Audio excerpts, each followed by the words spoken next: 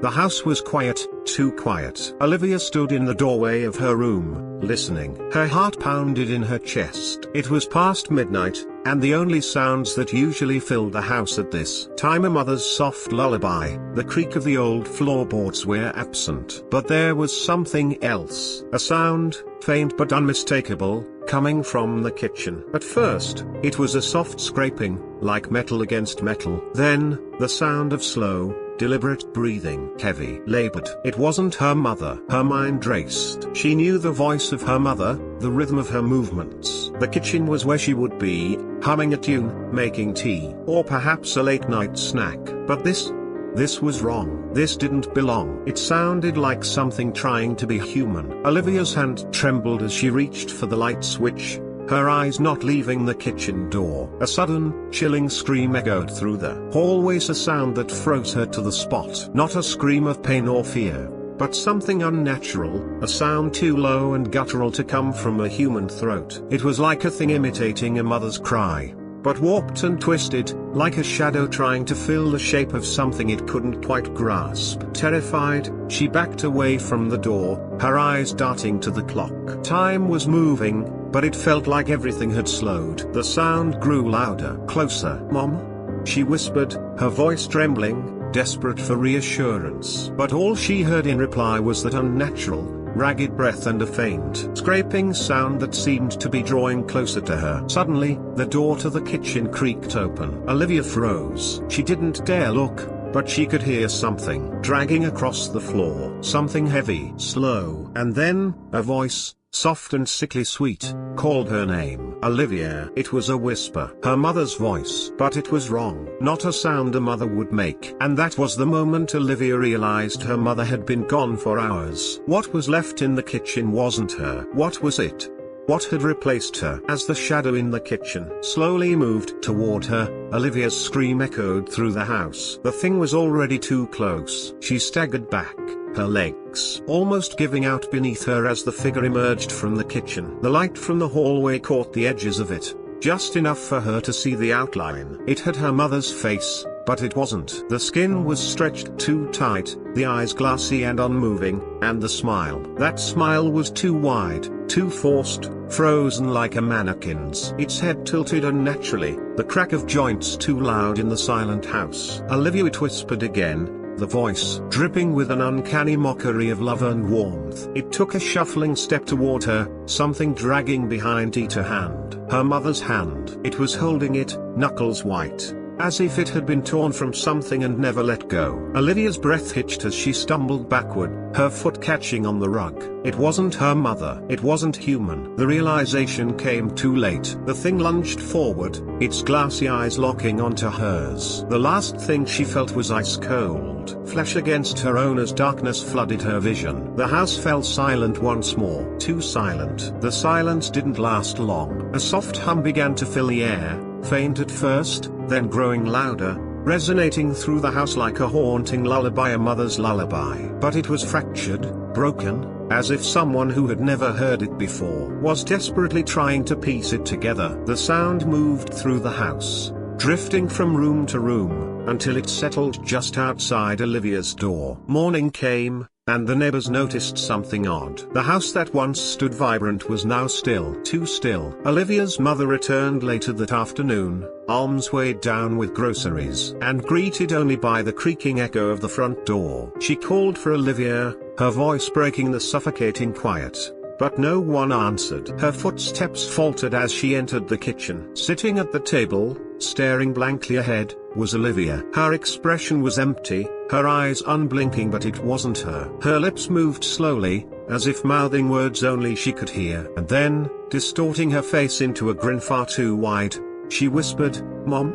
The voice that escaped her was not Olivia's. It wasn't even close. The mother's scream pierced the air, but no one would ever come. The house seemed to swallow it, leaving behind nothing but silence. Too silent. The silence stretched on, oppressive and thick, as Olivia's mother backed away, trembling. The grin on what looked like her daughter's face didn't falter, the vacant eyes following her every move. She tried to speak, her voice cracking, "Olivia, what happened? What's..." But before she could finish, the thing at the table tilted its head sharply, the sound of bones snapping echoing in the room. It smiled wider, impossibly wide, until the skin at the corners of its mouth cracked. Blood ran in slow, thin streams down onto its chin. The voice that emerged wasn't Olivia's. It wasn't even human. "You left the door open," it rasped, its tone shifting and splintering as though 1,000 voices were speaking through it at once. "I came into play." Her mother stumbled back toward the door, but the shadows of the house began to shift unnaturally, pulling around her feet, the air growing colder with every passing second. She turned to run, but the kitchen door slammed shut on its own, trapping her inside. The thing that used to be her daughter rose slowly from the chair, unnaturally jerky movements making the bones in its shoulders pop. It dragged its feet across the floor as it stepped forward, the sound like nails against stone. "Don't go," it whispered, almost childlike, but laced with malice. The lights in the house flickered violently before plunging into complete darkness. The only illumination came from the faint glow of the thing's hollow, mismatched eyes. Her mother's breath came in ragged gasps as she backed against the counter, clutching at anything to keep her balance. The thing took another step closer, and its head jerked to the side, the sickening sound of bone grinding against bone filling the suffocating silence. "Stay," it hissed, its voice crackling like static, an echo of countless voices laid atop one another. Her mother's trembling hand searched desperately for something, anything, to protect herself, her fingers finally closing around a knife. But as soon as the blade was raised, the creature let out a low, guttural laugh that drowned the room in a suffocating vibration, as though the house itself was laughing with it. Before she could make a move, the thing lunged forward, faster than she could have imagined. She didn't even have time to scream as ice-cold fingers wrapped around her wrist,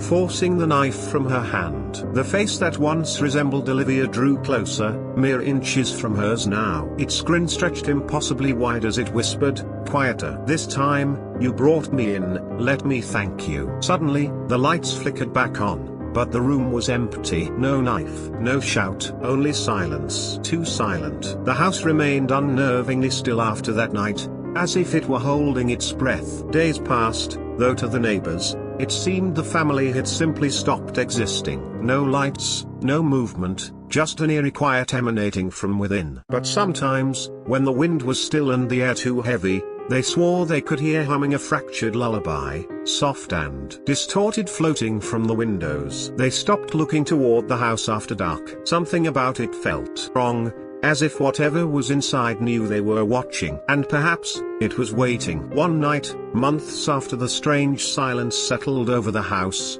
a curious child from down the block wandered too close. The boy, clutching a flashlight, dared himself to peek through one of the darkened windows. As he pressed his face to the cold glass, he thought he saw something move. A figure sitting at the kitchen table, head tilted unnaturally, staring straight ahead. His breath caught as the figure suddenly snapped its head toward him, its mouth curling into a jagged, grotesque grin. The boy stumbled back, tripping over his own feet, but before he could run, a voice echoed from the house. "Come in and play," it said, soft and sing-song, but layered with 1,000 voices, fragmented and wrong. The flashlight slipped from the boy's hand, the beam flickering into darkness, leaving only the sound of a faint, broken lullaby carrying on the wind. By morning, the boy was gone, and the house, as always, remained too silent. The boy was never found, but whispers began to spread throughout the neighborhood. Children spoke of shadows that moved when no one was near,